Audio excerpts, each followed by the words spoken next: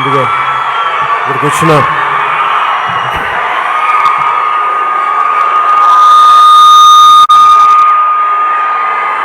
అభిమానులందరికీ ఎంతో సహనంతో ఓపికతోటి ఇక్కడికి వచ్చి మీ ఆనందాన్ని వ్యక్తపరుస్తున్న మీ అందరికీ ప్రతి ఒక్కరికి పేరు పేరు నా హృదయపూర్వక నమస్కారాలు.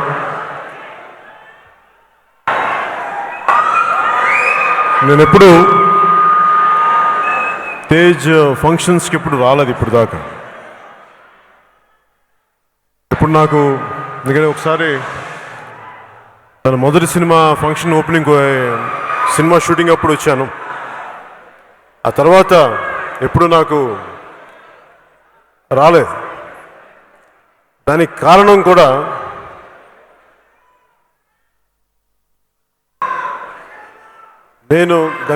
కూడా ముఖ్యమైనది ఏంటంటే, ఒకసారి ఒక దారిలోకి మనం అంటే ఇంట్లో మా అక్క కొడుకుగా నేనేం చేయాలో ట్రైనింగ్స్ పంపించేదని చేస్తే, నేను సినిమాలు స్టార్ట్ చేసి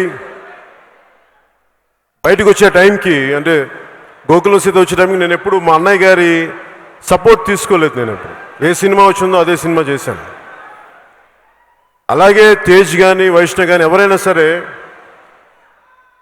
మొదటి సినిమా వాళ్ళకి వచ్చింది. అలాగే కుటుంబం మీద ఆధారపడకూడదు, వాళ్ళు వారి సొంత కాళ్ళ మీద నిలబడాలి అనే ఉద్దేశంతో ఎప్పుడు నేను రాలేదు. కష్టమో నష్టమో సొంత జర్నీతో చేయాలి. కానీ ఈరోజు ఎందుకు వచ్చానంటే,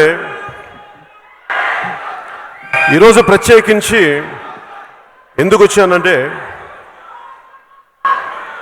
నిర్మాతలు ఇంత ఖర్చు పెట్టి సినిమా తీసి రిలీజ్ టైంలో అందరూ ఆనందంగా ఉండాల్సిన రిలీజ్ టైంలో తేజ్ మోటార్ బైక్ యాక్సిడెంట్ బారిన పడటం నిజంగా చాలా బాధాకరమైన విషయం. సో నిర్మాతలకి ఆ చిత్ర హీరో లేని లోటు ఏదో విధంగా మన వంతు కృషి చేయాలి అని చెప్పేసి నేను ఇక్కడికి వచ్చి మీ అందరి ఆశీస్సులు ఉండాలి. ఎందుకంటే తేజ్ మీ అందరూ ఆనందంగా ఉండాలని కోరుకునే వ్యక్తి సాయి ధరమ్ తేజ్. సో నేను కూడా మీ అందరికీ కృతజ్ఞతలు చెప్పడానికి, సినిమా బాగా ఆడాలి, బాగా వచ్చిందని నాకు అర్థమవుతుంది. ఎవ్రీడే మనకి ట్రైలర్ చూస్తూ ఉంటే ఈ సినిమా అద్భుతమైన విజయం సాధించాలి కోరుకుంటూ, ముఖ్యంగా చాలా ఈ మధ్యన కాలంలో నాకు కొంచెం బాధ అనిపించింది. సాయి ధరమ్ తేజ్ యాక్సిడెంట్ గురైతే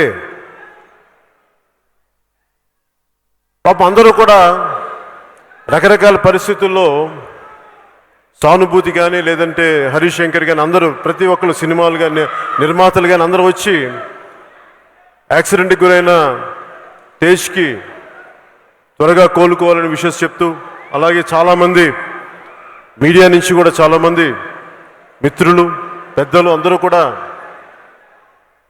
సంపూర్ణంగా కోలుకోవాలని చేస్తున్న కూడా మీ అందరికీ కూడా మీడియా వారికి కూడా ప్రత్యేకించి నా హృదయపూర్వక కృతజ్ఞతలు తెలియజేస్తాను. కానీ కొన్ని ప్రోగ్రామ్స్ చూశాను నేను కూడా, నా దృష్టికి వచ్చింది తేజ్ యాక్సిడెంట్ ఎలా అయింది, హై స్పీడ్ చాలా స్పీడ్తో వచ్చేస్తున్నాడు, నిర్లక్ష్యంగా నడుపుతున్నాడు, ఇవన్నీ అని రకరకాల కథలు వస్తూ ఉంటే నాకు సింపుల్గా అనిపించింది, దీనికి పెద్ద స్పీడోమీటర్ కావాలా?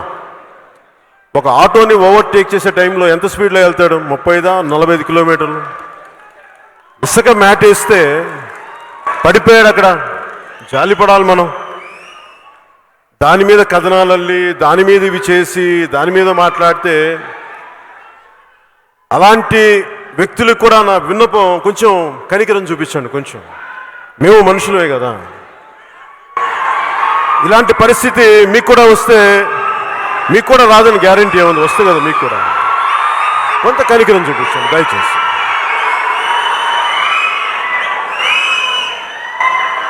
నిజానికి నిజంగా సినిమా ఇండస్ట్రీ అంటే ముందుగా నేను సినిమా హీరో, అలాగే ఈ సందర్భంగా రిపబ్లిక్ అనే సినిమా దేవకట్ట గారు తీసి గతంలో నేను ప్రస్థానం సినిమా చూశాను, చాలా చక్కటి సినిమా. అలాగే ఆయన ఆటో నగర్ సూర్య చేస్తున్నప్పుడు ఆయన నిర్మాతలు చెప్తా ఉండేవాళ్ళు నాకు, ఆయన సంబంధించిన కలిసి నిర్మాతలు చాలా మంచి దర్శకులని. ఈ రిపబ్లిక్ సినిమా కూడా చాలా సామాజిక స్పృహతో తీసిన సినిమా. ఇలాంటి సినిమా రిపబ్లిక్ అని భారత రాజ్యాంగం ఏం చెప్పింది, మనకి ప్రాథమిక హక్కులేంటి, ప్రాథమిక హక్కులు అంటే మనకి అర్థం కాని భాష ఏం కాదు. ఒక మనిషిగా పుట్టాక నీ సొంతగా నీకు నీ పని చేసుకోగలగాలి, నీ హక్కులు నీకు ఉంటాయి, నీ జీవితాన్ని గడపడానికి హక్కులు ఉంటాయి. ఇది ఒక ప్రాథమిక మనిషికి ఉండాల్సిన అవసరాలు, అవే ప్రాథమిక హక్కులు. వాటి మీద మాట్లాడుతూ ఉంటారు. దాని గురించి ఆ ప్రాథమిక హక్కుల మీద మాట్లాడే సినిమా నాకు అర్థమవుతోంది రిపబ్లిక్ సినిమా. రిపబ్లిక్ అనగానే నాకు ఎప్పుడు కూడా, నేను ఎప్పుడు ఇంతవరకు ఏ సినిమాలు ఇచ్చాను, చిన్నప్పటి నుంచి కూడా నాకు జై హింద్ అనకపోతే ఆ సభ నాకు ముగింపు జరగదు.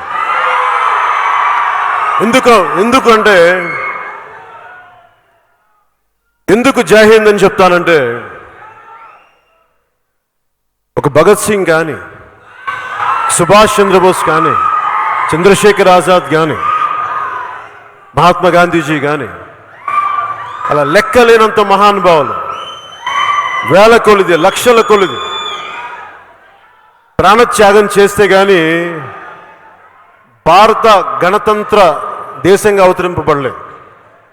అది ఇండియన్ రిపబ్లిక్. అది అంత గొప్ప దేశం, అది అంత గొప్ప త్యాగాలకి మూలం. రిపబ్లిక్ గురించి మాట్లాడాలి. అలాగే ఇప్పుడు రిపబ్లిక్ సినిమా చూస్తూ ఉంటే ఇంత త్యాగం చేశారు మహానుభావులు, స్వాతంత్ర ఉద్యమకారులు. కానీ రాను పాలిటిక్స్లో దిగజారుడుతనం వచ్చేసి ఆ హుందాతనం పోయి, ఆ దిగజారుడుతనానికి ప్రతి ఒక్కరు లోపల స్పందించి ఒక కవితగా రాస్తాడు, ఒక దర్శకుడు దాని సినిమాగా తెరకెక్కిస్తాడు ఒక భావనని.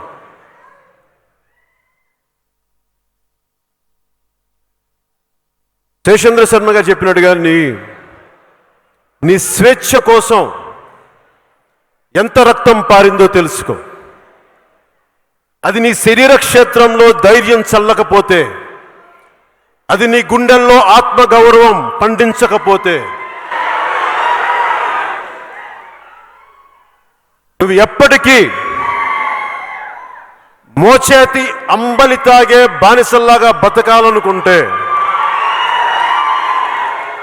ఎంత ద్రోహిగా మారావు ఆ పవిత్ర రక్తానికి, అచిందించిన రక్తానికి. ఇది ఎందుకు చెప్తున్నానంటే, మన దేశం కోసం ఇంతమంది చిందించారు. సినిమాల్లో విలువలు మాట్లాడటం ఒక ఎత్తు అయితే, దాని నిజ జీవితంలో ముందుకు తీసుకెళ్ళడం చాలా కష్టతరమైంది. నేను ఎప్పుడు కూడా ఒక మేజర్ అంటే ముఖ్యమైన అంశం గురించి మాట్లాడుతూ అందరూ కూడా ఈ రోజున హరిశంకర్ కానీ, ప్రతి ఒక్కరు కాదు, దర్శకులు నిర్మాతలు దిల్ రాజు గారు ఉన్నారు, పెద్దలంతా ఉన్నారు. అందరూ కోరుకుంటుంది థియేటర్లో సినిమా చూడాలి, థియేటర్ ఆడాలి, థియేటర్ బాగుండా, థియేటర్లు రావాలని. మన కరోనా సమయం వల్ల ఎక్కువ మంది థియేటర్లకు వెళ్ళలేకపోతున్నాం, దానివల్ల కొంత ఇబ్బందులు ఉన్నాయి. అలాగే సినిమా పరిశ్రమ అనేది చాలా సెన్సిటివ్,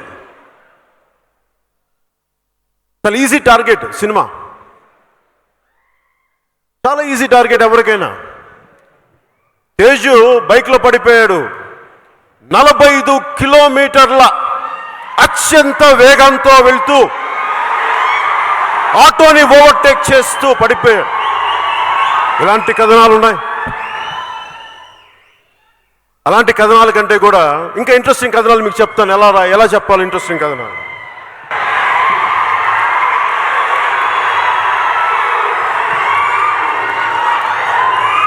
వైఎస్ వివేకానంద రెడ్డి గారు ఎందుకు హత్యకు గురయ్యారు దాని మీద మాట్లాడారు. తేజ్ యాక్సిడెంట్ మీద కాదు. తేజ్ 45 కిలోమీటర్ స్పీడ్ వెళ్ళాడా అంటే అది మావాడి దురదృష్టం, మావాడి కర్మ. దానికంటే మీరు చేయాల్సింది వైఎస్ వివేకానంద రెడ్డి గారు ఎందుకు హత్యకు గురయ్యారు. తేజ్ యాక్సిడెంట్ కంటే కూడా ఇంకా ఇంట్రెస్టింగ్ కథ ఒకటి చెప్తాం. మీరు చేయాల్సింది కోడి కత్తితో ఒక నాయకుడిని పొడిచారు ఇంటర్నేషనల్ ఎయిర్పోర్ట్లో. కేంద్ర ప్రభుత్వ అధీనంలో ఉన్న ఎయిర్పోర్ట్లో పొడిచారు. అప్పటి గవర్నర్ గారు నరసింహన్ గారు కూడా దీని వెనుక చాలా భారీ కుట్ర ఉందని చెప్పారు. ఆయన కూడా అది ఏమైంది అది అడగండి. తేజ్ యాక్సిడెంట్ కాదు.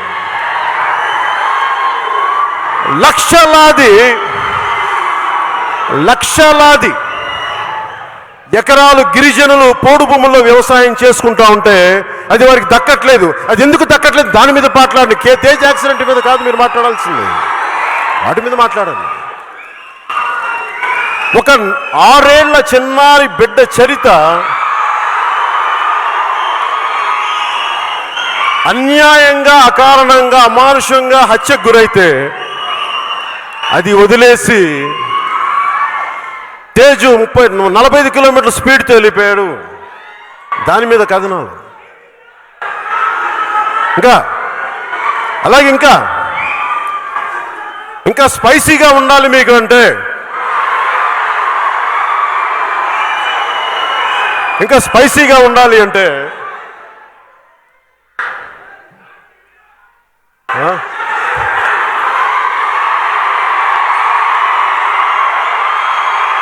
ఇంకా స్పైసీగా ఉండాలి అనుకుంటే ఆ మధ్యకాలంలో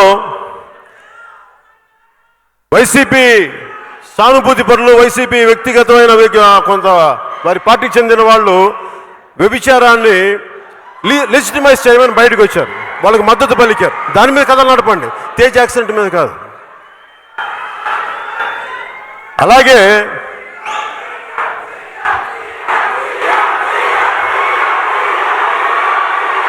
నువ్వు ఒక మాట చెప్తా, ఒక నిమిషం.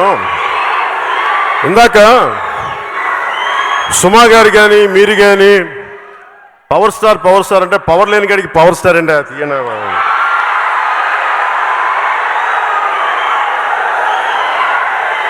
నేను సీఎం ఇవన్నీ నేను వీటి కోసం రాలా, రీజన్ చెప్తాను.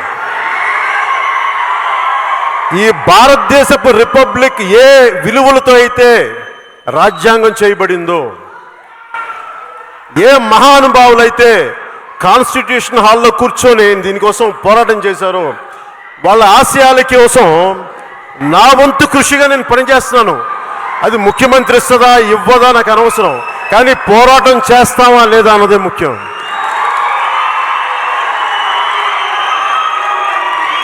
అలాగే తేజ్ యాక్సిడెంట్ కంటే కూడా ఇంకా ఇంట్రెస్టింగ్ విషయం చెప్తాం. టీడీపీ ఉన్నప్పుడు కాపు రిజర్వేషన్ గురించి మాట్లాడి వైసీపీకి వచ్చే కాపు రిజర్వేషన్ ఎందుకు మాట్లాడేస్తే దాని మీద కథనాలు చేయండి. రాయలసీమలో బలిజలు ఎందుకు నలిగిపోతున్నారు దాని మీద కథనాలు నడపండి. బోయ కులస్తులు ఎందుకు రాజకీయ ప్రాతినిధ్యం రావట్లేదు అది నడపండి. తేజ్ యాక్సిడెంట్ కాదు, తేజ్ మోటార్ బైక్ యాక్సిడెంట్ కాదు. ఒక ఆడబిడ్డ ఇంట్లోంచి బయటికి వెళ్తే క్షేమంగా ఎలా రావాలి దాని మీద కథనాలు నడపండి. మేము గౌరవిస్తాం.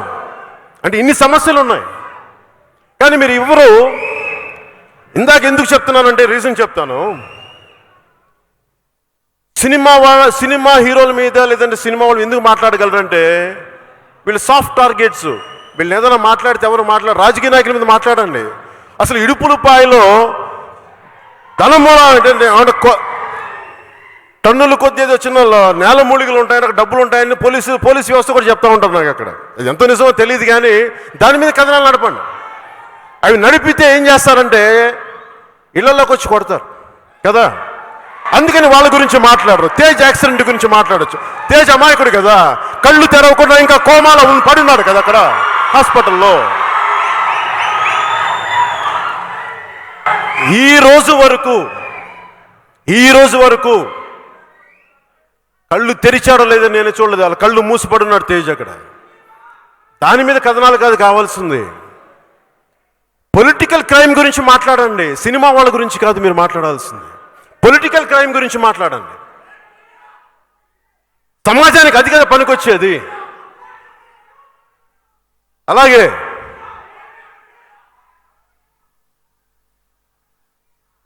ఎంతసేపు ఈ మధ్యన అందరూ కోరుకుంటున్నారు కదా సినిమాల్లో, ఒక్క నిమిషం, సినిమాల్లో థియేటర్లకు వెళ్ళాలని కోరుకుంటున్నాం కదా. సినిమా థియేటర్ లేని కాడికి సినిమాకి థియేటర్లు ఏమి వెళ్తాం? తెలంగాణలో థియేటర్లు ఉన్నాయి, ఆంధ్రాలో థియేటర్లు లేవే. ఆంధ్రాలో థియేటర్లు ఎక్కడున్నాయి? ఈ వైసీపీ నాయకులు ఏమనుకుంటారంటే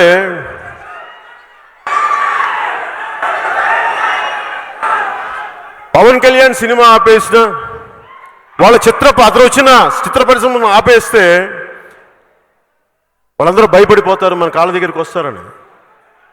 చాలా తప్పు అర్థం చేసుకున్నారు వాళ్ళు.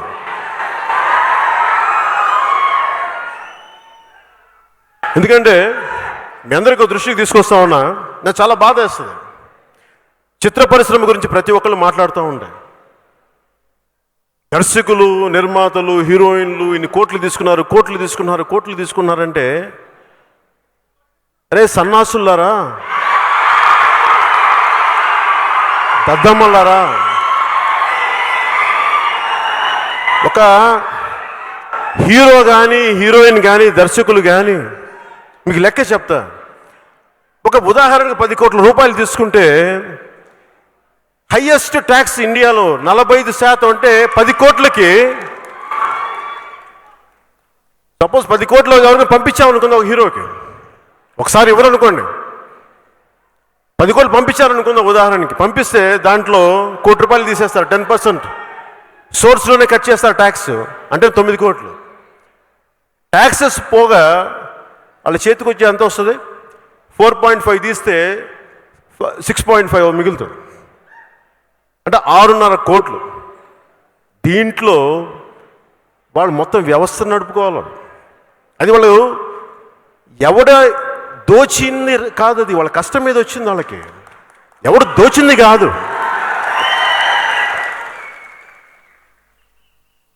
అనుకోవచ్చు ఈ రోజున నేను డబ్బులు తీసుకుంటున్నానంటే, అరే బాబు మేము అడ్డగోలుగా సంపాదించలేదురా, 1000 కోట్లు తప్పుడు కాంట్రాక్ట్లే సంపాదించలేదురా బాబు, మేము జనాలని ఎంటర్టైన్ చేసి డ్యాన్సులు వేసో, కింద పడో, మీద పడో, ఒళ్ళు ఎరగొట్టుకునో, ఎన్నెముకలు ఎరగొట్టుకునో, ఒక బాహుబలిలో ప్రభాస్ గారి లాగా కండలు పెంచి కృషి చేస్తే అది బాహుబలి అవుతుంది. రాణాగారిలాగా కండలు పెంచి అది చేస్తే అది బాహుబలి అవుతుంది.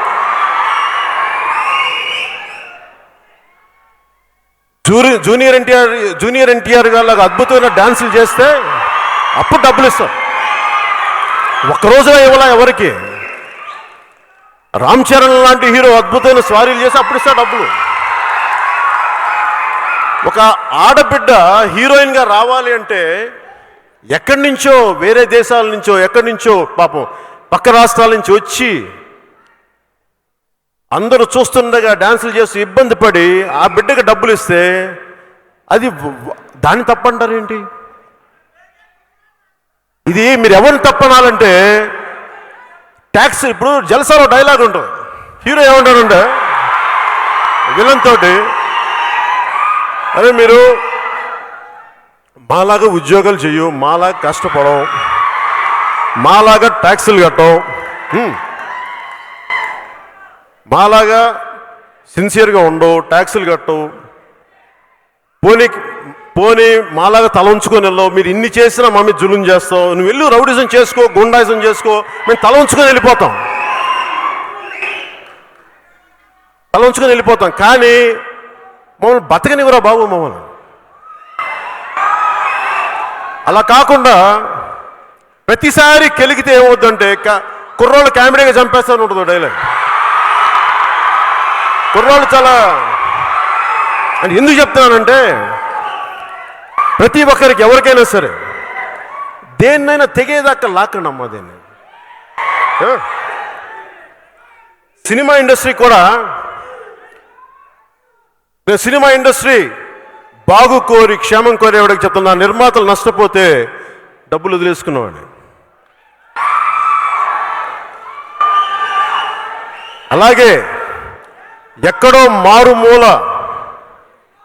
నన్ను ఎవరు గుర్తించట్లేదు నా కళని అని ఒక కిన్నెర మొగలయ్యని గుర్తిస్తే మేము డబ్బులు ఇచ్చాం. అది మా సంస్కారం, మేము చేస్తాం. అవి కూడా చూడండి. ఎవరైనా సరే మీరు దృష్టి పెట్టాల్సింది అక్రమ ఆర్జిత రాజకీయ నాయకుల మీద పెట్టండి, సినిమా వాళ్ళ మీద కాదు. వారి మీద మాట్లాడండి మీరు. అలాగే మీరు బలంగా మాట్లాడాల్సింది, థియేటర్స్ ఉన్నాయి, సినిమా థియేటర్లు ఉన్నాయి, దిల్ రాజు గారికి థియేటర్లు ఉన్నాయి, వాళ్ళకి థియేటర్లు, వీళ్ళకి థియేటర్లు ఉన్నాయి, సరే ఉంటాయి. మీరు ఒక్కసారి ఎలక్షన్లకు వచ్చే 30 సంవత్సరాలు ఉండాలనుకుంటున్నారా? మీకు ఉండగా కోరిక లేదు, మామూలుగా వ్యాపారం చేసుకునే వాళ్ళకు ఉండదా? అందులో తప్పే ఉంది. థియేటర్లు కాదే, ఒక పూర్ణ ఒక హోటల్ పెడితేనే ఇంకో బ్రాంచ్ పెట్టాలనుకుంటారు, తప్పే ఉంది అంటున్నాను. అది ఒక తోపుడు బండిని 2 తోపుడు బండ్లు పెట్టాలనుకుంటారు. లేదు, దిల్ రాజు గారికి మీకు నచ్చలా, పోటీగా ఇంకో 10 మందికి అవకాశం ఇవ్వండి, 10 మంది వెనకబడిన తరగతిలో థియేటర్లు మీకు స్థలాలు ఇవ్వండి. ఆర్థికంగా బలంగా లేని వాళ్ళకి థియేటర్లు కట్టే ఇవ్వండి, వీళ్ళతో పోటీ పడతారు. అవి మానేసి మీకు డబ్బులు వద్దు మాకు డబ్బులు వద్దు అంట. అరే జోగి జోగి రాసుకుంటే ఏం వస్తారా? బూడిది రాలుతురా ఎదవల్ల. వెల్త్ క్రియేషన్ లేకపోతే ఎక్కడి నుంచి డబ్బులు వస్తారా? అక్కడ వెల్త్ క్రియేషన్ జరగకపోతే వెల్త్ క్రియేషన్ తప్పారా అని అడగాలని ఉంటుంది. ఎవరిని అడగాలో తెలియదు.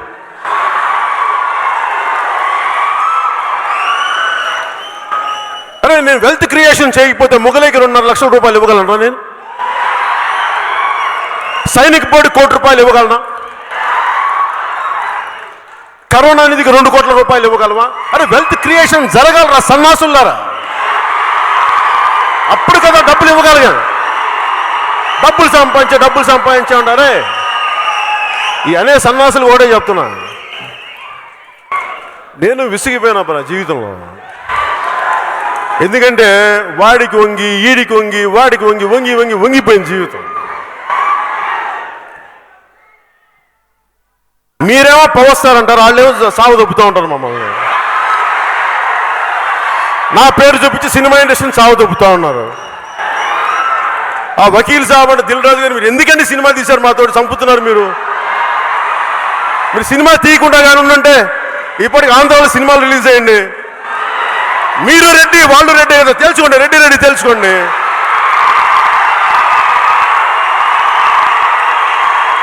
మీరు నమ్మట్లా? మీరు చెప్పండి. మీరు ఒక పని చేస్తాను బాబు, ఈ రోజు నుంచి దిల్ రాజు గారు రెడ్డి అంటే జగన్ రెడ్డి గారు కూడా కొంచెం మజాకు వస్తుంది. మమ్మల్ని బతికించండి.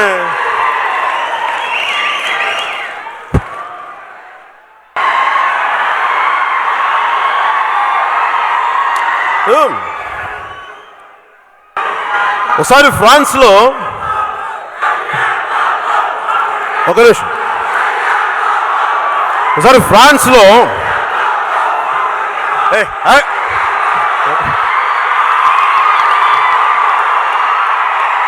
ఒకసారి మీరు ఫిల్మ్ ఇండస్ట్రీకి చెప్పండి, ఫిల్మ్ ఇండస్ట్రీలో పెద్దలందరికీ చెప్పండి.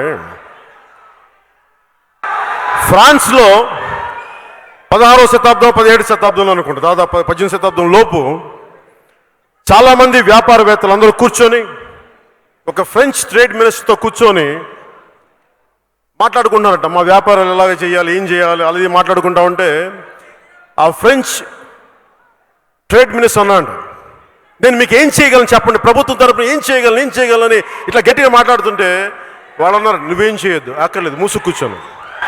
ఏం చేద్దాము? లాస్ ఆఫ్ ఫే పాలసీ అంటే ప్రభుత్వం ఏమి చేయకపోతే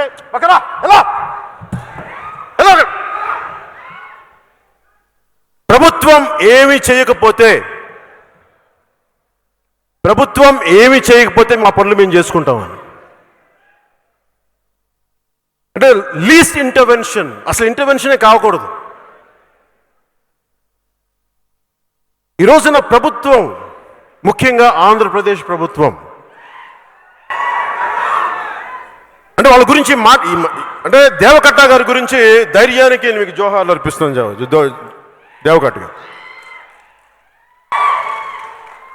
ఎందుకంటే ఒక బలమైన అభిప్రాయం చెప్పారు ఆయన. ప్రైవేట్ పెట్టుబడితోటి మేము సినిమాలు చేస్తే గవర్నమెంట్ కంట్రోల్ చేస్తానంటది ఏంటి? మీరు ఆలోచించండి లాజిక్. అలాంటప్పుడు వైసీపీ మద్దతుదారులు కూడా చాలామంది ఉన్నారు. ఉదాహరణకి మోహన్ బాబు గారే ఉన్నారు, మా సోదరులు. ఇప్పుడు సినిమా ఇండస్ట్రీకి అప్లై చేసిన రూలు, టికెట్లు మేము అమ్ముతా ఉన్నాం అంటే కష్టం మేము పడాలా, టికెట్లు మీరు అమ్ముకోండి, మీరు పెట్టి అమ్ముకుంటారు, ఓకే. అప్పుడు రేపు పొద్దున మోహన్ బాబు గారి విద్యానికేతన్ స్కూల్ ఏదో ఉంది, 5,500 మంది విద్యార్థులు. అప్పుడు వాళ్ళది కూడా జాతీయం చేయండి అమ్మా, వాళ్ళది కూడా మీరు ఆన్లైన్లో, పిల్లలది ఆన్లైన్లో కలెక్ట్ చేసుకోండి. అలాగే చిత్ర పరిశ్రమ చాలా చిన్నది అనుకుంటున్నారేమో, కాదు. దీని బడ్జెట్ తక్కువేమో, దీని ప్రభావితం చాలా పెద్దది. ముఖ్యంగా వైసీపీ నాయకులకు చెప్తున్నాను, చిత్ర పరిశ్రమ వైపు కన్నెత్తి చూడకండి, కాలిపోతారు, జాగ్రత్త.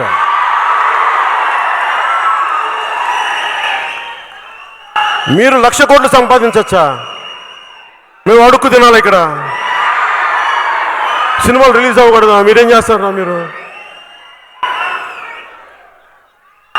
మీకు చెప్తున్నాను, ఎందుకు ఇంత ధైర్యంగా మాట్లాడగలను చెప్తున్నా. రాజ్యాంగ స్ఫూర్తిని గుండెల్లో నింపుకున్నవాడు, 23 ఏళ్ల వయసులో భగత్ సింగ్ చచ్చిపోతే ఎందుకు చచ్చిపోయాడు ఈ అబ్బాయి, ఎందుకు చచ్చిపోయాడు అనుకునేవాడు.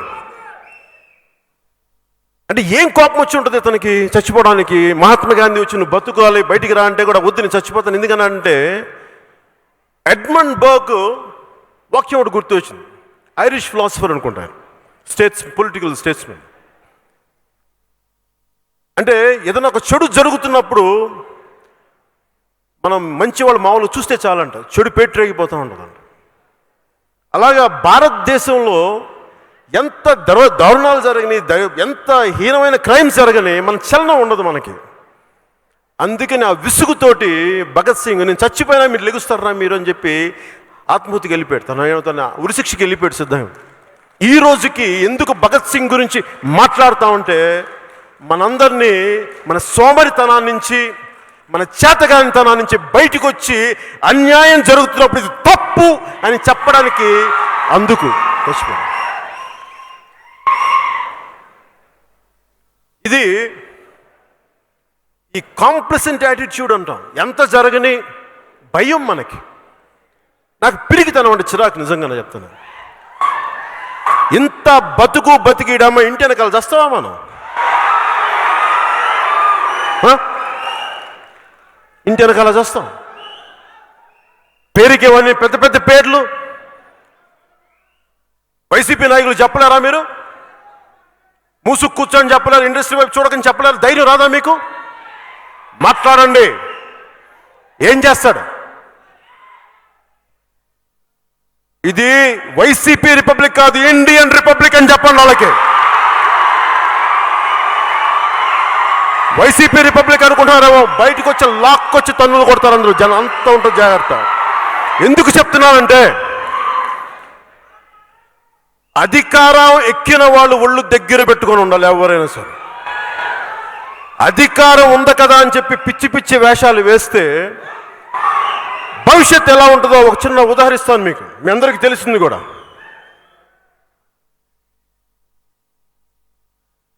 Gaddafi, Libya. గడాఫీ, నేను నెల్లూరు చదువుకున్నప్పుడు మా చుట్టుపక్కల వాళ్ళు లిబియాకి వెళ్ళేవాళ్ళు ఉద్యోగాల కోసం, డాక్టర్లు చదివి. చాలా అద్భుతమైన జీవితం మాకని. అలాంటి గడాఫీ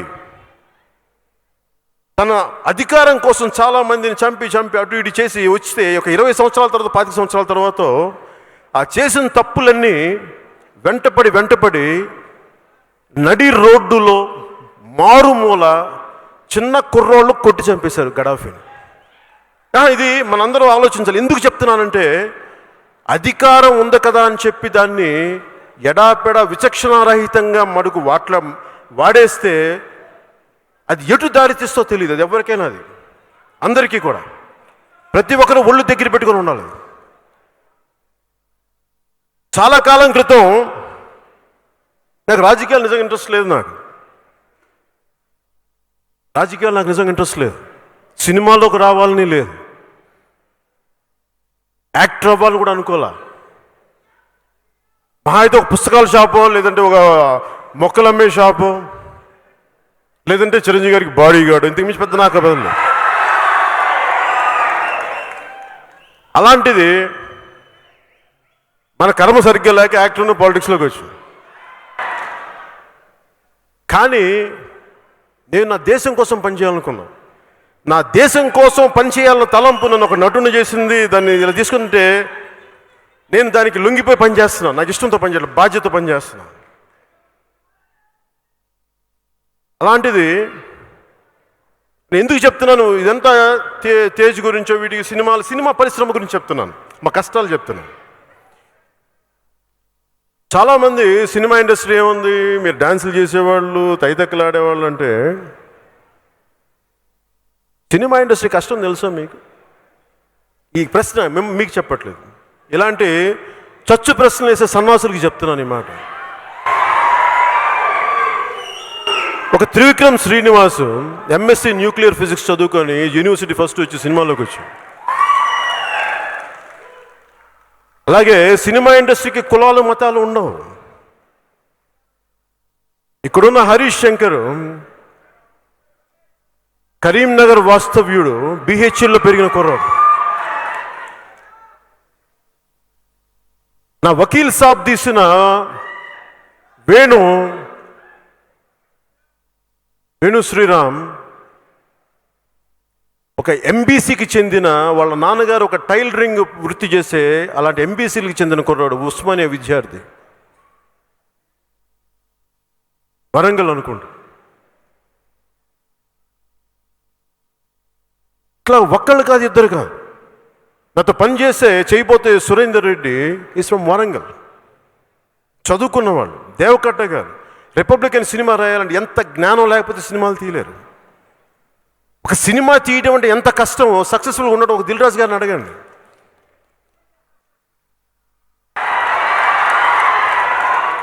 ఎంత కష్టం.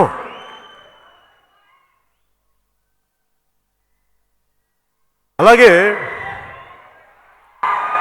చిత్ర పరిశ్రమ అంతా రకరకాల ప్రాంతాల నుంచి వచ్చిన వాళ్ళు, ఒక భారతదేశం అంతా ఇమిడి ఉంటుంది ఒక చిత్ర పరిశ్రమలో. ఇక్కడ ప్రాంతీయతత్వానికి, కులతత్వానికి స్థానం లేదు. ఇక్కడ రకరకాల పార్టీల సానుభూతి పనులు ఉండొచ్చు, అది వేరే విషయం, అది బయట విషయం. చిత్ర పరిశ్రమకు వచ్చేటప్పటికి ఏదైతే మీకు అన్నం పెడుతుందో దానికి ఫస్ట్ గౌరవం ఇవ్వండి. ఎవరైనా సరే పార్టీలో మీకు మీ కృతజ్ఞతల తర్వాత బయటికి వెళ్ళి చేసుకోండి. మీరు ఓట్లు వేసుకుంటారా, పవన్ కళ్యాణ్ తిడతారా, బయటికి వెళ్ళి ఇబ్బంది తిట్టారు, నాకు ఇబ్బంది లేదు.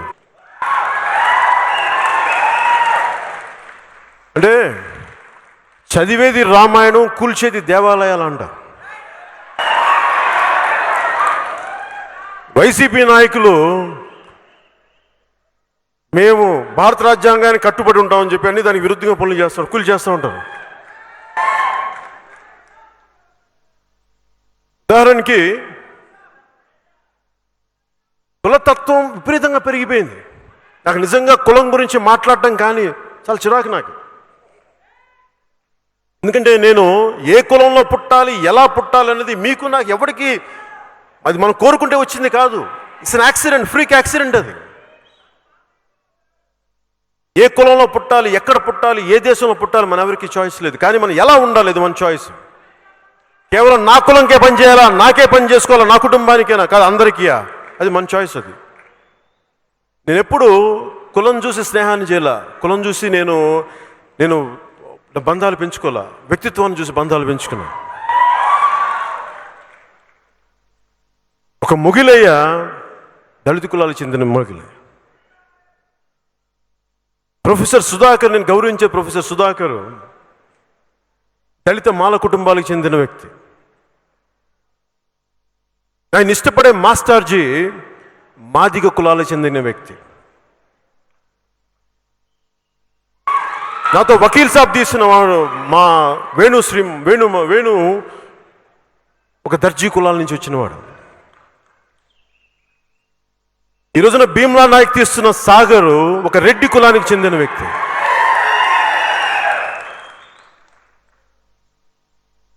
అలాగే నేను ఇష్టపడే ఉర్దూ నేర్చుకోవడానికి నేను మెచ్చిన అర్హం ఖాన్ గారిని, నాకు ఇష్టమైన అర్హం ఖాన్ నేను పాలిటిక్స్లోకి ఆహ్వానించాను. ఎందుకంటే నాకు మైనారిటీ తాలూకు, ముస్లింల తాలూకు మనోభావాలు మీరు చెప్పండి నాకు ఎలా ఉంటాయో నాకు తెలియదు, తీసుకొచ్చాం. అంటే ఇలా మేము ఆలోచిస్తాం తప్ప మావాడే ఉండాలి, మా కులమే ఉండాలి అని ఆలోచించే వ్యక్తిని కాదు. అందరూ బాగుండాలని కోరుకునేవాడు. కానీ దురదృష్టవశాత్తు కొంతమంది కేవలం కులాలకే పరిమితం అయిపోతే రిపబ్లిక్ స్పిరిట్ పోద్ది. ఆ కాంటెక్స్లో చెప్తాను కులాల గురించి.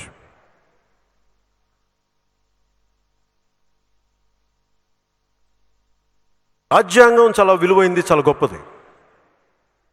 కానీ దాని ఇంటర్ప్రిటేషన్ కానీ, దాన్ని అన్వయించే విధానం కానీ, ఇప్పుడు వైసీపీ వాళ్ళని అడగండి, ఒక రూల్ చూపిస్తారు, ఈ రూల్ ప్రకారం చేస్తున్నాం అంటారు. కరెక్టే, రూలే. కానీ అన్వయించేది మీ నైతిక నిబద్ధతను బట్టి ఉంటుంది. మీ నైతికత ఎంత, దాని మీద ఆధారపడి ఉంటుంది. చిత్ర పరిశ్రమ కూడా నా వంతు ఇంట్లో మనిషిగా చెప్తున్నా, మీ మీద దాడి చేస్తున్నప్పుడు మీరు బలంగా మాట్లాడండి, మీకు హక్కు ఉంది. మీరు దోపిడీలు చేయట్లా, మీరు దొమ్మీలు చేయట్లా, మీరు కష్టపడుతున్నారు. ఒక డాక్టర్ ఎలా కష్టపడుతున్నాడు. పైగా చిత్ర పరిశ్రమ అంటే ఒక దిల్ రాజు గారు కాదు, దిల్ రాజు గారు అంటే ఒక అల్లు అరవింద్ గారు కాదు, ఒక సురేష్ బాబు గారు కాదు, చాలామంది. ఈ మధ్యన పాపం హీరో నాని గారి గురించి తెగ తిడతా ఉంటే చాలా బాధ కలిగింది నాకు.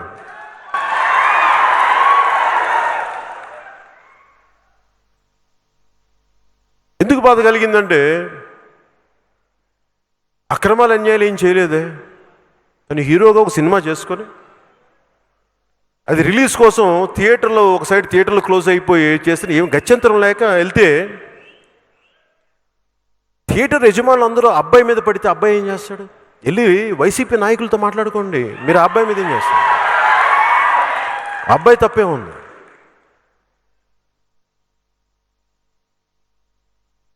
అలాగా ప్రతి ఒక్కరూ కూడా చిత్ర పరిశ్రమ అంటే ఇందాక చెప్పిన కనుక్కుంటే ఫిల్మ్ ఫెడరేషన్ మీరు లెక్కలు తీసుకుంటే దాదాపు 17,000 పైచిలుకు మెంబర్స్ ఉంటారు. 17,000 పైచిలుకు, 18,000 పైచిలుకు, 18,000 దాకా ఉంటారు. అదనంగా ఇంకా అటు వెళ్ళిపోయే వాళ్ళు ఇంకో 5,000 మంది ఉంటారు. దాదాపు 25,000 మంది. 25,000 అంటే వాళ్ళ కుటుంబాలతో లెక్కేసుకుంటే ఒక్క ఈ హైదరాబాద్ చుట్టూ పరిస్థితుల్లోనే 1,00,000 మంది సినిమా మీద ఆధారపడి ఉంటారు. అక్కడ సినిమాలు ఆపేస్తే, పవన్ కళ్యాణ్ మీద కోపంతో మీరు అక్కడ సినిమాలు ఆపేస్తే 1,00,000 మంది పొట్ట కొడుతున్నారు ఇక్కడ. ఒకవేళ మీకు నాతో గొడవ ఉంటే నా సినిమాలు ఆపేయండి, పర్లా, మా వాళ్ళు వదిలేండి. ఈ మధ్యన అన్నారు నాతోటి, ఎందుకంటే చిరంజీవి గారు పాపం ఆయన కొంచెం ఆయన బతిలాడుకుంటారేంటని. నేను చెప్పాను, ఆయన మంచి మనసే, ఆయన అలా బతిలాడుకుంటాడు. బాబు ఏం చేస్తాం? అక్కడ ఎవరో ఉన్నానమ్మా, ఒక మినిస్టర్ పేరు మర్చిపోయాను, ఆ సన్నాసి పేరు గుర్తురాలా నాకు. ఆ సన్నాసి అనే మాట ఏంటంటే, ఏంటంటే మా నాయకులకి చిరంజీవి గారు అంటే సోదర భావన, వారికి సోదర భావన సోదిలో సోదర భావన, ఉపయోగపడని సోదర భావన, చిత్ర పరిశ్రమకి అక్కడికి రాని సోదర భావన దేనికి వెళ్ళి దెబ్బలో కొట్టుకున్నా.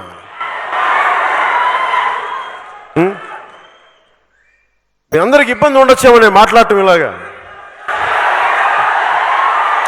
మీకు కాదులే, మీకు నాకు ఎందుకు ఇబ్బంది ఉంటుంది, మనం గొడవ పడతాం మనకు.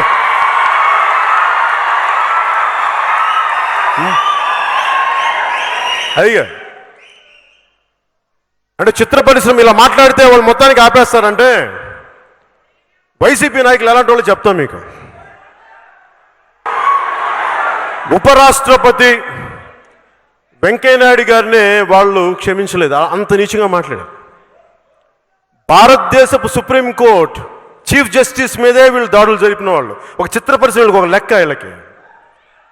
వారి 1,00,000 కోట్ల ముందు తిప్పి కొడితే 2,000 కోట్లు 2,000 చిల్లర కోట్లు ఉండే తెలుగు చిత్ర పరిశ్రమ లెక్క వాళ్ళకి. అందుకని మనం పగటి కళలు కనదు. నేను మీ తరపున చెప్తున్నా, మీరు చెప్పండి. నేను మీకు మాట, మీరు మొన్న కూడా మీకు ఆ సన్నాస్తో మీటింగ్ చేశారు కదా అక్కడ మినిస్టర్ తోటి. ఆ సన్నాసికి చెప్పండి పవన్ కళ్యాణ్ సినిమాలు ఆపేసుకుని చిత్ర పరిశ్రమ వదిలేయమని చెప్పండి. మీరు అనుకోవచ్చు అన్న మన సినిమా మిగతా వాళ్ళ సినిమాలు మన సినిమాల పరిస్థితి అంటే మనల్ని ఎవడు రాయిపోయేది అక్కడ.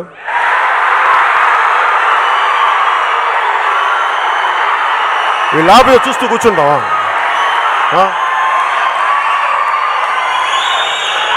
ఇలాగే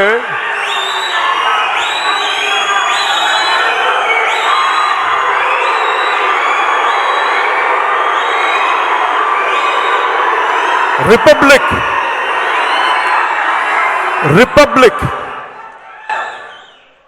భారతదేశపు రిపబ్లిక్ స్పిరిట్ని కాపాడాలి అంటే ప్రభుత్వాలకి అధికారాన్ని పరిమితం చేయాలి. అపరిమితం అధికారం ఉంటే అర్ధరాత్రి గొడుగు పట్టమన్నాడంట ఇలాంటి వాడు అక్కడ. అందుకని మనం వీళ్ళకి అంత భయపడకూడదు. నేను ఎందుకు చెప్తున్నా, నేను గొడవ పడడానికి సిద్ధమయ్యే మాట్లాడుతున్నా.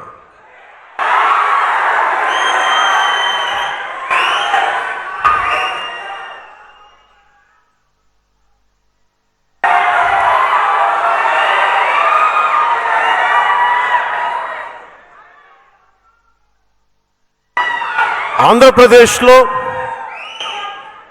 సింగిల్ థియేటర్స్ 1100 1500 ఒక 1000 1200 అనుకోండి, 1100 1200తో ఉన్నాయి. ఒక థియేటర్ మెయింటైన్ చేయడానికి దాని మీద ఒక 20 మంది పనిచేస్తారు. మరి కుటుంబాలు ఒక్క పవన్ కళ్యాణ్ మీద కోపంతో వాళ్ళ పట్టు కూడా కొడుతున్నారండి.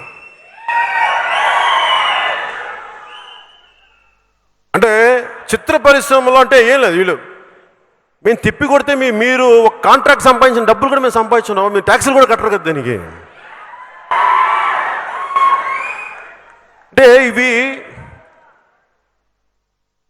చిత్ర పరిశ్రమలో ప్రతి ఒక్కరు కూడా దేవకట్ట గారిని చూసి నేర్చుకుంటే ధైర్యంగా మాట్లాడండి. ఇది మాకు ఇబ్బందిగా ఉందని చెప్పండి. ఇబ్బందిగా ఉంది మాకు, ఎందుకంటే మీరు బానిసలు కాదు, మీరు ప్రభువులు, ప్రజలే ప్రభువులు, ప్రజల కొరకు ప్రజల కోసం. That is the spirit of republic. మీరేంటి భయపడతారండి? మీరు చెప్పండి. ఉదాహరణకి యువ దర్శకులు చాలామంది ఉన్నారు. మా హరీష్ శంకర్ గురించి నా సందేహాలు, రవి గారి గురించి నా సందేహాలు, వీళ్ళు గట్టి పోరాట యోధులు మాట్లాడండి. పోరాటాలను మీరు కత్తులు తీసుకొని కట్టాలు తీసుకొని మాట్లాడమని చెప్పండి. ఒక అభిప్రాయాన్ని స్థిరంగా స్ఫుటంగా చెప్పండి, భయపడకుండా. భారతదేశం, భారత రాజ్యాంగం మనకు కల్పించిన హక్కు ఇది. ఒక గూండాకో ఒక క్రిమినల్ పాలిటీషియన్కో భయపడితే ఏ పని చేయలేం. అలాంటప్పుడు నేను లేస్తే మనిషిని గాను, మా వంశాలు వేరు, మా ఇవేరని డైలాగులు చెప్పకండి. అప్పుడు బయటికి వచ్చి ధైర్యంగా మాట్లాడండి.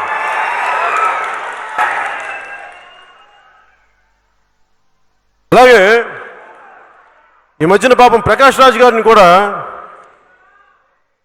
ఏమన్నారు, అదేంటి వేరే ఏముంటావా, అది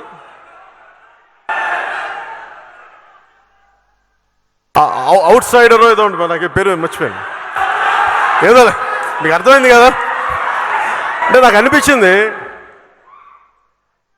ఒక ప్రతిభావంతుడైన నటుడు ప్రకాష్ రాజ్ గారు నాకు ఫ్రెండ్ ఏం కాదు, అది కూడా చెప్తున్నాను మీకు. చాలా సరదాగా ఉంటాం, మాట్లాడుకుంటాం, నమస్కారం చెప్పుకుంటాం. దిల్రాజు గారిని అడిగారు, సార్ వకీల్ సాబ్ సరిగ్గా సమయానికి వస్తారా, అంత పర్లేదు అంటే లేదు మీరు చూసుకుంటే సార్ వచ్చారు పాప, అన్ని బాగానే చేశాను. సినిమా రిలీజ్ అయిన తర్వాత ఆయన వెళ్ళి పవన్ కళ్యాణ్ ఇలా చేయకుండా ఉండాల్సిందని ఏదో ఎన్నికల గురించి మాట్లాడితే నాకేం తప్పని తర్వాత మళ్ళీ కలిసి యాక్ట్ చేసాం, పెద్ద సీన్ చేసాం మళ్ళీ తర్వాత. ఇది నేను ఎందుకు చెప్తున్నానంటే మాలో మా గొడవలు ఉంటాయి. ఏ గొడవలు అవి? అభిప్రాయాలు ఉంటాయి. నువ్వు వాళ్ళకి రైటు వీళ్ళకి రైట్ అంటాక అది అక్కడికి వరకే అయిపోద్ది. సినిమాకి వచ్చామనుకోండి, అతను నందాను నేను సత్యదేవ్ అవుతాను వేరు. రేపు పొద్దున హరీష్ శంకర్ సినిమాను లేదు రాజమౌళి గారి సినిమా రిలీజ్ అయితే ఇద్దరు కొట్టుకుంటారు. మా సినిమా బాగుండాలి, మీ సినిమా బాగుండాలని. అది పోటీతత్వం, శత్రుత్వం కాదు. ఇది అర్థం చేసుకోండి. అలాగే ప్రకాష్ రాజ్ గారిని లోకల్ నాన్ లోకల్ అని అంటుంటే అలాంటి పద్ధతి తీసుకురాకండి, ఎందుకంటే మాకు లేవు లోపల. అలా మాట్లాడేవాళ్ళు అలా మాట్లాడకండి, తప్పదు అలా మాట్లాడడం. అంటే మీకు ప్రకాష్ రాజ్ యాక్ట్ చేయాలా అలా అంటారా? అలా అనకండి. ఒకటి ఒక మీరు మాట్లాడాలా, ఆయన తగ్గించాలో, లేదంటే మీరు ఒక ఎన్నికలు జరుగుతున్నప్పుడు ఆయన్ని వేరేలా ఎదుర్కోండి. ఆయన నచ్చకపోతే అలా తగ్గించకండి. ఎందుకంటే మీరు అలా మాట్లాడితే రేపు మీకు కూడా ఇంకొకరు ఎవరు లేవదీస్తారు. ఇలాంటి ఎవరు అతీతులం కాదు దీనికి. అందువల్ల కొన్ని రూల్స్కి ఫ్రేమ్ అయ్యి, ఎందుకంటే భారతదేశంలో ఎవరు ఎక్కడి నుంచైనా పోటీ చేయొచ్చు. ప్రకాష్ రాజ్ గారికి ఆ హక్కు ఉంది. అది గెలిపిస్తారా లేదా అనేది అది వేరే సంగతి. అలాగే ఈ మధ్యన ప్రతి ఒక్కరు ఇప్పుడు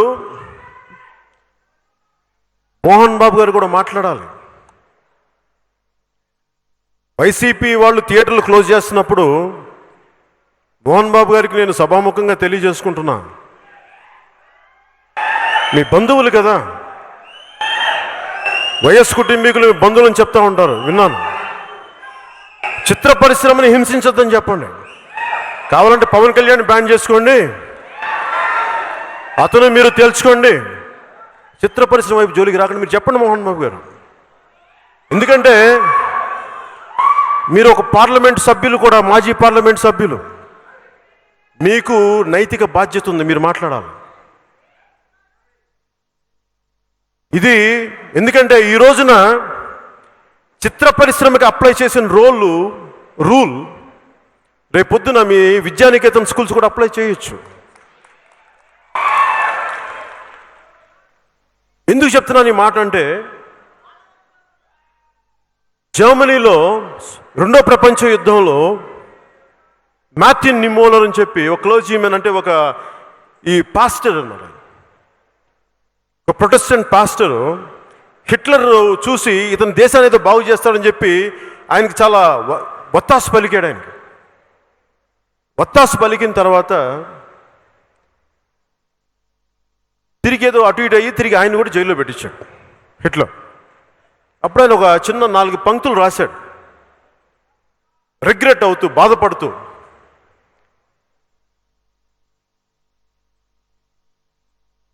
హిట్లర్ సైన్యం ఎస్ఎస్ కమ్యూనిస్టుల కోసం వస్తే నేను మాట్లాడలేదు, ఎందుకంటే నేను కమ్యూనిస్ట్ని కాదు కాబట్టి. హిట్లర్ ఎస్ఎస్ సైన్యం సోషలిస్టుల కోసం వస్తే నేను సోషలిస్ట్ కాదు కదా, నేను మాట్లాడలేదు. హిట్లర్ సైన్యం యూదుల కోసం వస్తే నేను మాట్లాడలేదు, ఎందుకంటే యూదుని కాదు కనుక. హిట్లర్ సైన్యం సోషలిస్టుల కోసం వస్తే నేను మాట్లాడలేదు, ఎందుకంటే నేను సోషలిస్ట్ని కాదు కనుక. హిట్లర్ సైన్యం క్యాథలిక్ల కోసం వస్తే నేను క్యాథలిక్ల కోసం మాట్లాడలేదు, ఎందుకంటే నేను ప్రొటెస్టెంట్ని కనుక. హిట్లర్ సైన్యం నా కోసం వస్తే నా గురించి మాట్లాడడానికి ఎవరు లేరు, అందరూ చచ్చిపోయినారు. అది మర్చిపోవద్దు. నీ కులం సమస్య మా పార్టీ సమస్య కాదు. ఒకసారి విలువ తప్పుతున్నప్పుడు అది ఏదో ఒక రోజున తిరిగి మీకు కూడా వస్తుంది.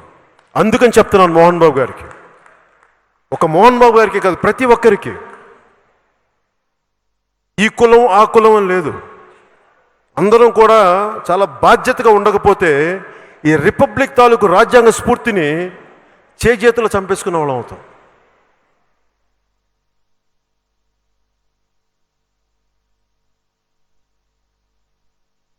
అలాగే మీకు సినిమా చిత్ర పరిశ్రమ పెద్దలు కూడా నా విన్నపం, సినిమా టికెట్లు అసలు వీళ్ళు ఎందుకు తీసుకోవాలనుకుంటున్నారు ఆంధ్రప్రదేశ్ గవర్నమెంట్ అంటే, వాళ్ళ దగ్గర డబ్బులు లేవు. ఎందుకో చెప్తాను. అదే డబ్బులు లేవు. ఎందుకు డబ్బులు లేవంటే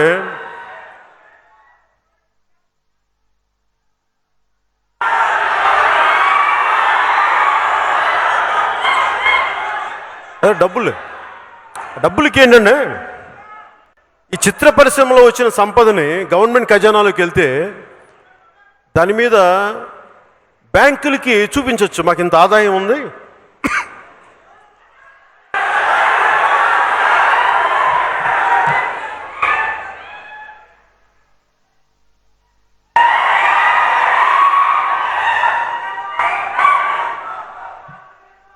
వాళ్ళకి బాబు గణేష్ చిత్ర పరిశ్రమకి అంటే గవర్నమెంట్కి ఖజానాలోకి వెళ్ళిపోతే అది బ్యాంకులకు చూపించి చిత్ర పరిశ్రమ నుంచి మేము టికెట్లు అమ్ముతాం కాబట్టి, అట్లాగా మటన్ కొట్లు అమ్ముతున్నారు కాబట్టి ఎలా ఇసుక అమ్మేసుకుంటున్నాం, దాని మీద వచ్చే ఆదాయం బూమ్ బూమ్. ఇప్పుడు మీకు ఎవరికైనా ప్రెసిడెంట్ మెడల్ కావాలంటే గ్యాలంటరీ అవార్డు కావాలి, కానీ ఆంధ్రప్రదేశ్కి వెళ్ళి మీకు ప్రెసిడెంట్ అవార్డు కావాలంటే ఒక బ్రాందీ షాప్ ప్రెసిడెంట్ అవార్డు ఇస్తాడు, క్వార్టర్ బాటిల్. సో వాటి మీద ఆదాయం ఉంది. ఇవన్నీ చూపించి బ్యాంకుల నుంచి లోన్లు తెచ్చుకుంటారు. దాంట్లో భాగంగానే చిత్ర పరిశ్రమ డబ్బులు కూడా లోన్లు పెట్టడానికి తీసుకోబోతున్నారు. అందుకని వారి పథకాలకి ప్రతి ఒక్కరిని బలి చేస్తే మీరు 100 మంది దగ్గర ట్యాక్సులు కలెక్ట్ చేసి 40 మందికి దారబోస్తానంటే మిగతా 60 మంది అని చేతులు కట్టుకుని కూర్చుంటారా? కుదరదు. అట్లా ఏ డబ్బులు అడుగు అక్కడ ఆర్థిక శాఖ కార్యదర్శిని అక్కడికి వెళ్ళండి మన ఖజానాలో డబ్బులు తీసుకోండి, సార్ ఈ పథకానికి డబ్బులు కావాలి మన ఖజానాలో డబ్బులు తీసుకుని, ఆ పథకానికి కావాలి మన ఖజానాలో డబ్బులు తీసుకోవాలంటే చివరికి ఆర్థిక శాఖ కార్యదర్శి విసిగిపోయి ఎలాంటి మాట్లాడంటే బ్రహ్మానందం గారి జలసాలాగా ఏముందిరా అక్కడ ఒక చినిగిపోయిన చొక్కా దానికి ఒక బొక్క దాప. ఇది వైసీపీ ప్రభుత్వం అక్కడ థియేటర్లను మీకు ఇబ్బంది పెడతారు. అందుకు చెప్తున్నాను, మీరు భారతదేశపు పౌరులుగా మీ హక్కు ఇది. చిరంజీవి గారు లాంటి వ్యక్తులు కూడా చెప్పండి, ఇది ప్రాధేయపడద్దని చెప్పండి, హక్కు ఇది, హక్కుతో మాట్లాడమని చెప్పండి. ప్రాధేయపడితే ఇవ్వరు, మన హక్కు ఇది. ఇది ఒకటి సొత్తు కాదు, ఈ దేశం మన హక్కు ఇది. చెప్పండి అందరికీ. కూర్చొని బావా సోదర అనుకుంటే సరిపోదు, మాట్లాడాలి. ఇండస్ట్రీ పెద్దలకు కూడా అందరూ మాట్లాడండి.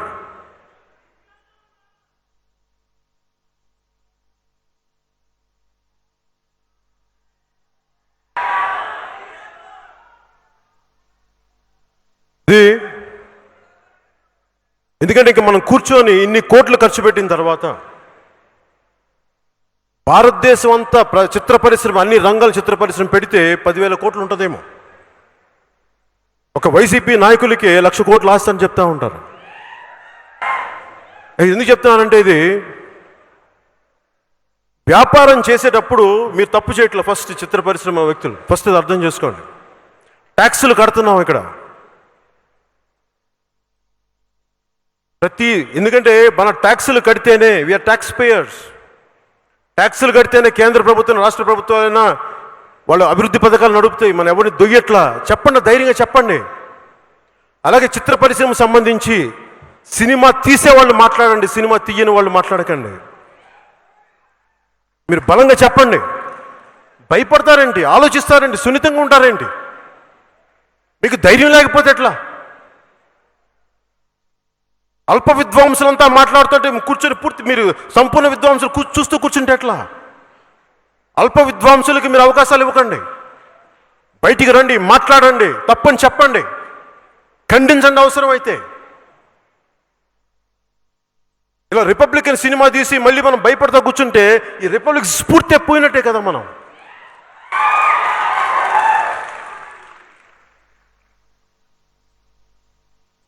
ఒకవేళ వైసీపీ వాళ్ళకి అనిపించచ్చు, తెలుగు సినిమాలు తీయకపోయి మేము బ్యాన్ చేస్తామంటే అప్పుడు ఏం చేస్తారు వాళ్ళు? మీ వైసీపీ ఆస్థాన విద్వాంసులతోటి ఈ గంట గడిస్తే చాలు, ఓ అరగంట వస్తే చాలు, పట్టుబని 10 నిమిషాలు, చప్పున వస్తా ఇట్టే చల్లారిపోతే, ఇలాంటి టైటిల్స్ తోటి కాకినాడలో చాణక్య చంద్రగుప్త మీ ఎమ్మెల్యే హాలు రిలీజ్ చేసుకోండి. చిత్ర పరిశ్రమ వైపు, తెలుగు చిత్ర పరిశ్రమ వైపు ఆంధ్రప్రదేశ్ ప్రభుత్వం మీ తీరు మారకపోతే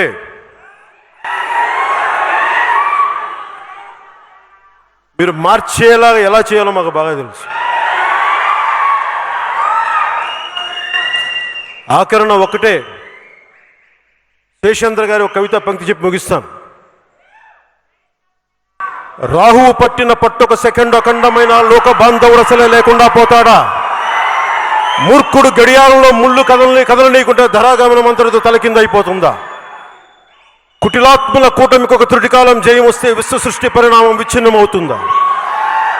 ధనుజులోకమేకంగా దారికడ్డంగా నిల్చుంటే నరజాతి ప్రస్థానం పరిసమాప్తమవుతుందా? తెలుగు చిత్ర పరిశ్రమని ఎవరు అడ్డుకోలేరు, ఆపుకోలేరు. జై హింద్.